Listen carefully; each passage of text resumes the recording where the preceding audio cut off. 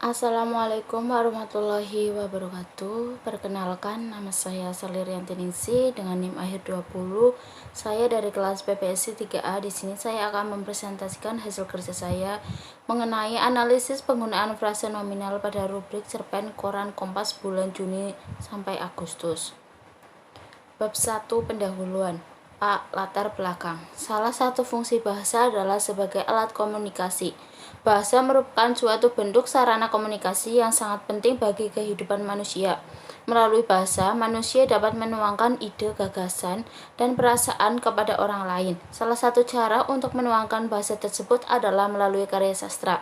Dalam hal ini adalah cerpen. Melalui karya sastra tersebut, penulis atau sastrawan dapat menuangkan ide, gagasan, dan perasaannya dengan bentuk tulisan. Penulis akan mengolah bahasa menjadi bahasa yang mengandung nilai estetik tetapi tetap mudah dimengerti oleh pembaca. B. Rumusan masalah. Dalam pembatasan masalah tersebut, maka rumusan masalah yang dapat dibahas dan dikaji dalam penelitian ini adalah sebagai berikut. 1. Konstruksi frasa nominal pada apa saja yang terdapat dalam rubrik cerpen Koran Kompas bulan Juni sampai Agustus. Yang kedua, apa saja pola masing-masing frasa nominal yang terdapat pada cerpen tersebut. Yang ketiga, apa saja fungsi frasa nominal dalam kalimat pada rubrik cerpen tersebut. 4. Bagaimana kehidupan makna antar unsur-unsur pembentuk frasa nominal pada cerpen tersebut. C. Tujuan penelitian. Sesuai dengan rumusan masalah di atas, tujuan yang ingin dicapai dalam penelitian ini adalah sebagai berikut. 1. Mendeskripsikan konstruksi frasa nominal yang terdapat dalam cerpen tersebut. Yang kedua adalah mendeskripsikan pola frasa nominal yang terdapat pada rubrik cerpen tersebut.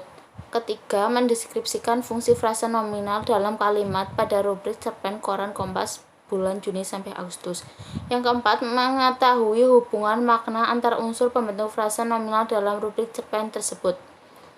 Yang selanjutnya adalah bab 2, landasan teori. A. Pengertian frasa.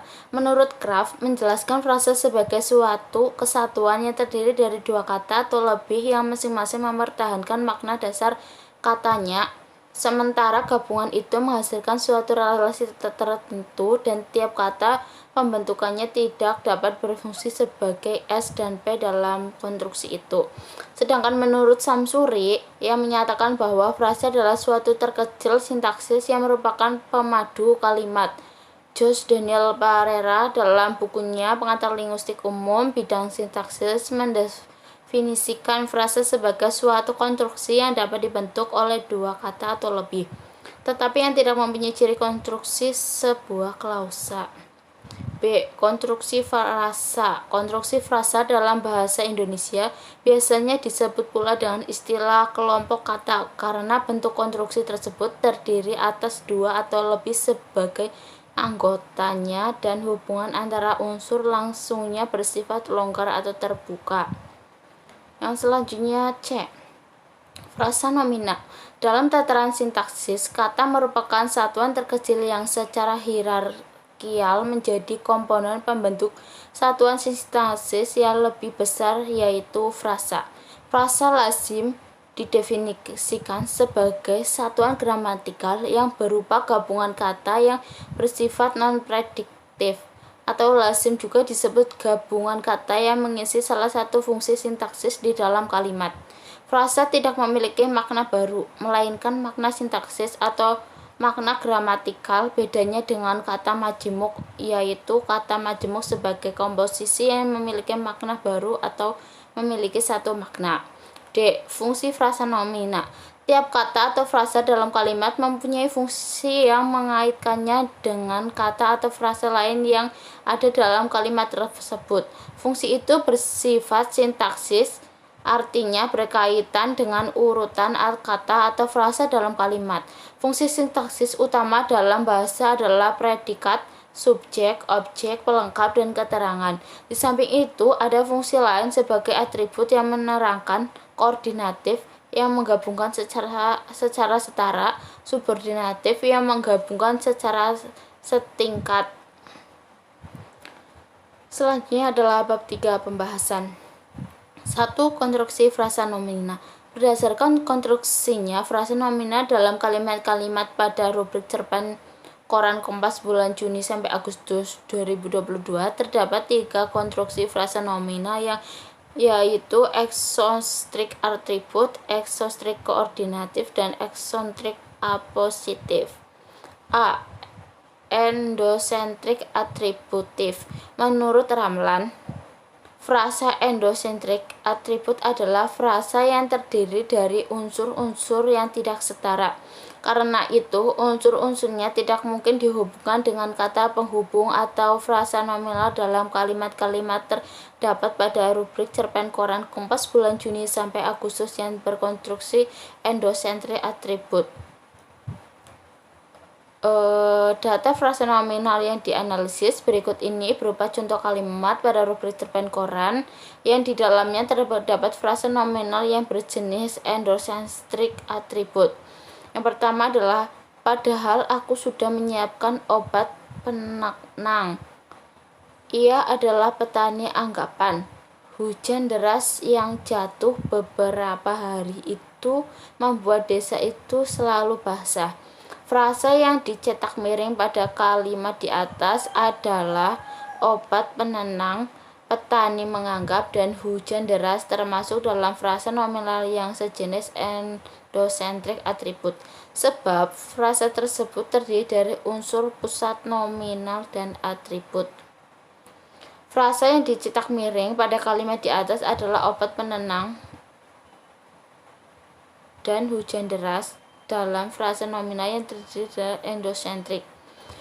Pada contoh 1, 2, 3 di atas, kata obat, petani, dan hujan merupakan unsur pusat yang dikategorikan kelas kata nominal. Adapun unsur lainnya yaitu penenang, penganggap, dan deras merupakan atribut memenangkan unsur pusat. B. Endosentrik koordinatif. Menurut Ramlan, frasa endosentrik koordinatif adalah frasa yang terdiri dari unsur-unsur yang setara.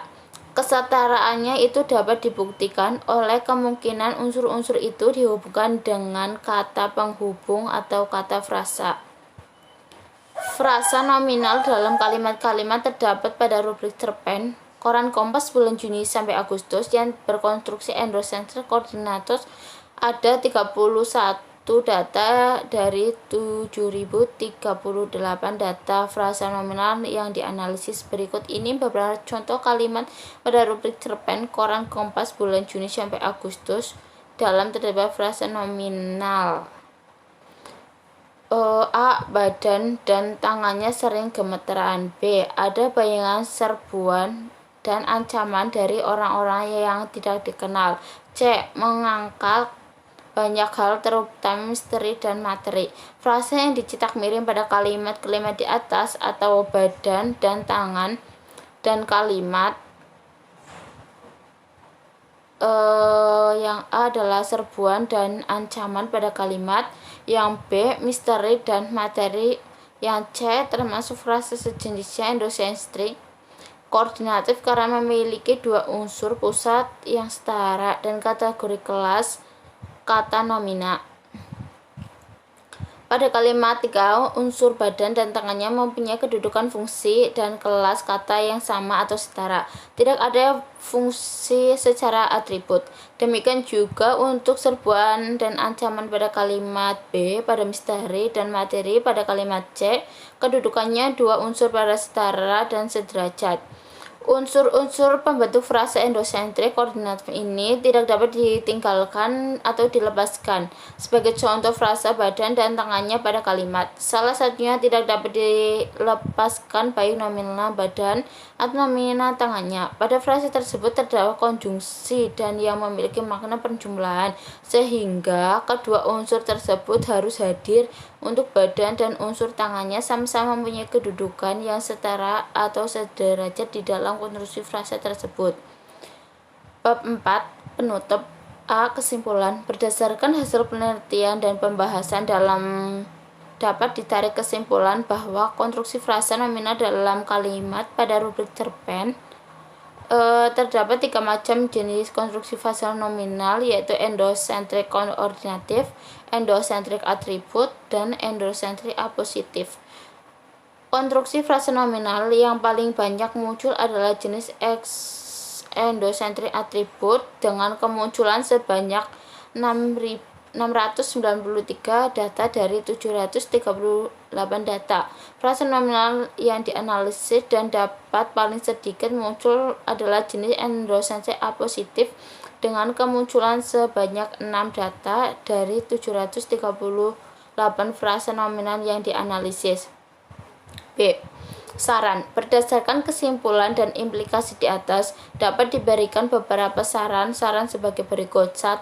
Pengajaran kebahasaan khususnya mengenai frasa nominal hendaknya lebih diperhatikan dengan mengingat frasa nominal adalah frasa yang paling sering digunakan dalam sebuah struktur kalimat.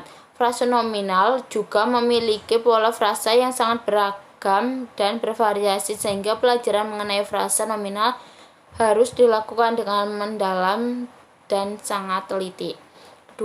Hasil penelitian ini diharapkan dapat menjadi referensi atau alternatif contoh bahan ajar untuk diberikan guru kepada siswa dalam pelajaran bahasa dan sastra Indonesia.